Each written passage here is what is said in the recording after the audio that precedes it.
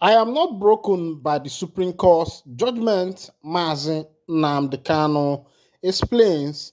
The leader of the indigenous people of Biafra, Mazi Nnamdi Kanu Ahmadike, one of Ndi has made his followers to understand that he is not discouraged, neither is he broken by the outcome of the Supreme Court judgment of December 15th, 2023. According to him, he said, no giving up, no giving up, no retreat, no surrender, ahead, that the vision must be actualized.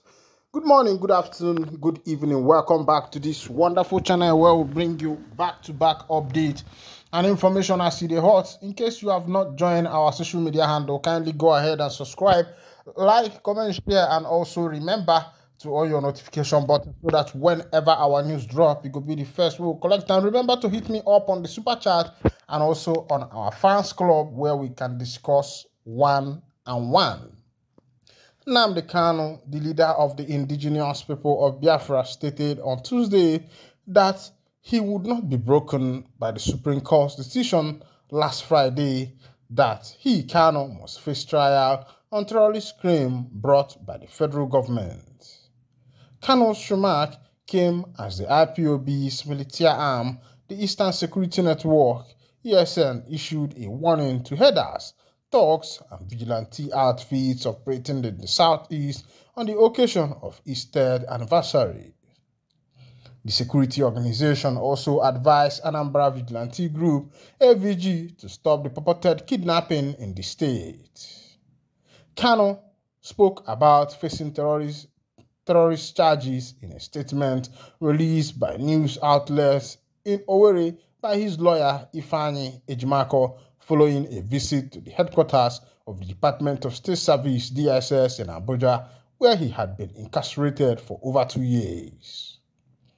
The IPOB leader's lawyer said he was sure that he would be victorious in the legal battle.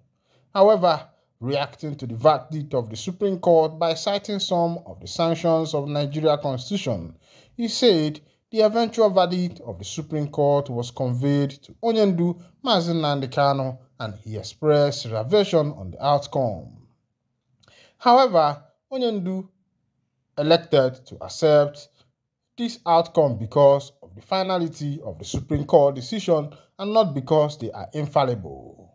Nevertheless, in accepting this verdict, Onyendu specifically requested that the following compelling question be put out publicly to the discerning members of the public who are keenly following the trajectory of this case, to wit: the decision of the Supreme Court, which substantially sanctioned the federal government's illegal act of Onyendu Mazi Nnamdi Kanu's abduction and extraordinary rendition to Nigeria, effectively repealed the following Nigerian laws, which were all cited in our brief before the Supreme Court. Onyendu once again thanked Ezigbo Umuchineke for your prayers and love, even as he encouraged all to remain focused and keep their eyes on the ball. Onyendu enjoined his followers to continue to conduct themselves peacefully as they have always done. A statement by the IPOB spokesperson, Emma Powerful, demanded the disbandment of all political thugs and vigilante outfits, including the Ebubagu militia established by Southeast governors. The group ordered all alleged government-sponsored criminals, car-snatching gangs, kidnappers, and rapists operating in Imo and Anambra State to vacate their camps. Part of the statement read, the Fulani headsmen and their Mieti Allah sponsors parading around Abia, Akwa Ibom, Iguacha, Anambra, Delta, Enugu, and Ebonyi Aziz, especially at the Lord Panther area, must be stopped. They are now involved in highway robbery and kidnapping. Most of the highway robberies and kidnapping along Enugu-Umuahia, about Port Harcourt Expressway, were carried out by these Fulani bandits. Lord Panther Cattle Market is the main hideout of these Fulani bandits. This warning also goes to the Anambra Vigilante Group, AVG, who have left their primary responsibility of securing Anambra State but have taken to crime and illegal abduction and murdering of IPOB members in Anambra State. If you do not stop your murderous action, we will have no choice but to confront you. All political talks and illegal security outfits formed to go after Biafrans must be disbanded with immediate effect. Ebubago Militia in Imo State must be disbanded now. This Ebubago was responsible for the mass killing and burying of innocent people's houses within Biafra land, especially in Imo State.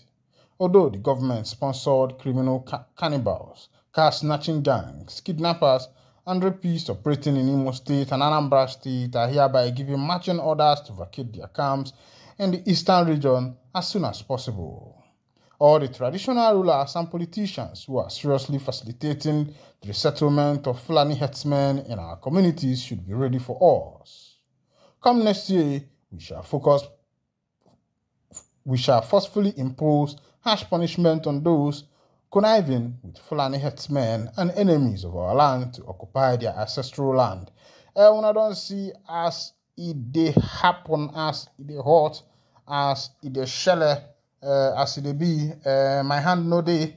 But as it dey be, the Prime Minister of the Biafra Republic government in exile, Mazi Simon Ekpa, has released the date for the declaration of the independence of Biafra. The Prime Minister of the Biafra Republic government in exile, Mazi Simon Ekpa Njoko, has revealed that the Biafra Republic government in exile will declare a restoration of the defunct Biafra nation.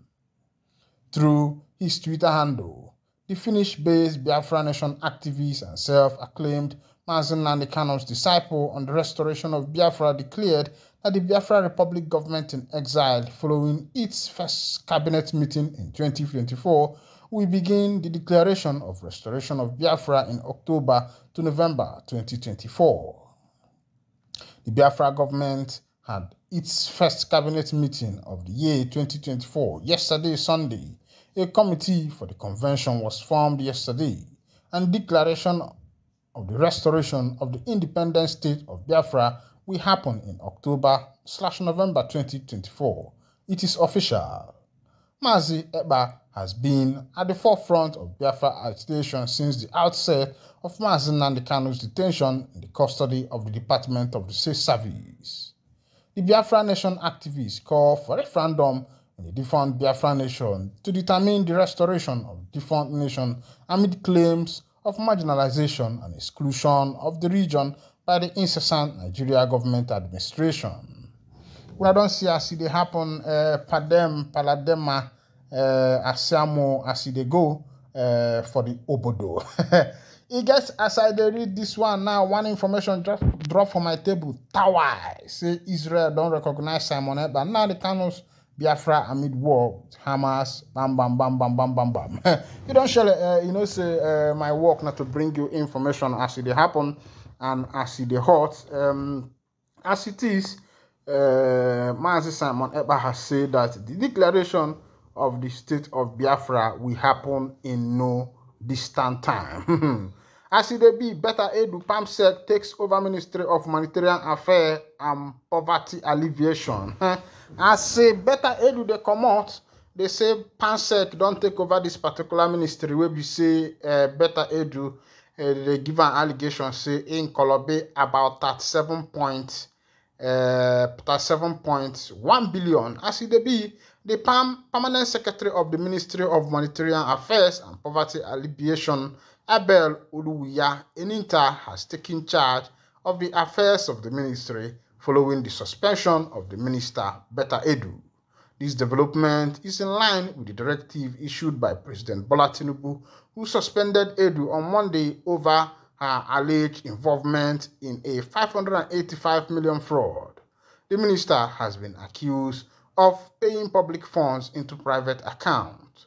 Daily Post gathered that Enitan assumed responsibility of the ministry after a letter to that effect from the office of the Secretary to the Government of the Federation was given to him Monday night. Daily Post recalled that Tinubu, through his special advisor, Media and Publicity, Ajuri Ngelale, had ordered the suspended minister to hand over the permanent secretary of the Federal Ministry of Humanitarian Affairs and Poverty Alleviation. She is further directed by the president to fully cooperate with the investigating authorities as they conduct their investigations. Furthermore, the president has tasked a panel that is headed by the coordinating Minister of the Economic and Minister of Finance to, among other functions, conduct a comprehensive diagnostic on the financial architecture and framework of the social investment programs, with a view to conclusively reform the relevant institutions and programs in a determined bid to eliminate all institutional frailties for exclusive benefit of the disadvantaged household and win back lost public confidence in the initiative. Ngelale had said in a statement, "When I don't see it happen, Obode Buruloko, Obodo nka tala jao." Meanwhile, here I go to wind down the curtain. If this is your first time of joining us on this wonderful channel, kindly go ahead and subscribe, like, comment, share, and also remember to on your notification button so that whenever I want to drop, you will be the first to walk. And thank you for listening. God bless you.